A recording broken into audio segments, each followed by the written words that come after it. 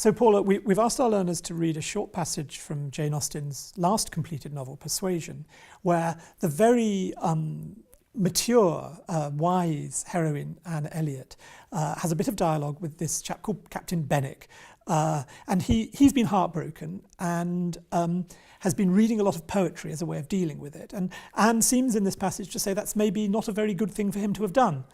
It's so interesting. But don't forget, Anne herself is broken-hearted without any sense of hope for the future. So she's broken-hearted. I think the point about that passage, when she recommends a daily dose of prose, I think of Anne Elliot as a wise physician of the emotions.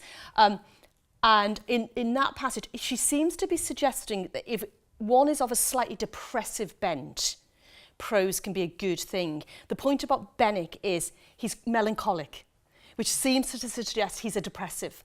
In the same way that Marianne, there's a moment when there's a hint that Marianne has a depressive nature. She is not really merry, says Edward Ferrars about not really merry. So there's a hint that actually if someone has a rather depressive nature, the reading of poetry can inflame, whereas the reading of prose, there's something strong and about prose that can sort of leaven that slight depressive tendency. So it's fascinating that Jane Austen seems to be at this point, it's a character saying it, so we have to be very careful about what we say Jane Austen's saying. However, Anne seems to be suggesting that Benwick reading romantic poetry is actually making himself worse. He's giving himself a license to indulge in dangerous emotion. So how about a bit of prose?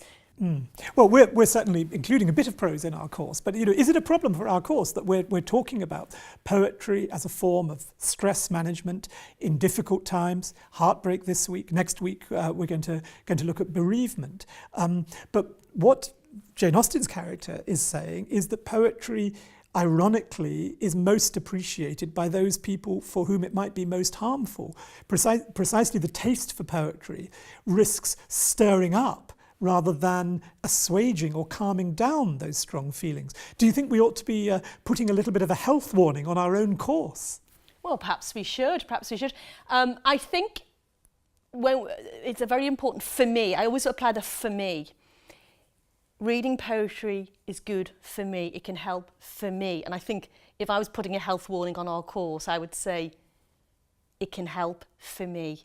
We can't say it's prescriptive and say this is going to help everyone. It's going to make you feel better, it's going to make you feel worse. I think for me, reading poetry is helpful.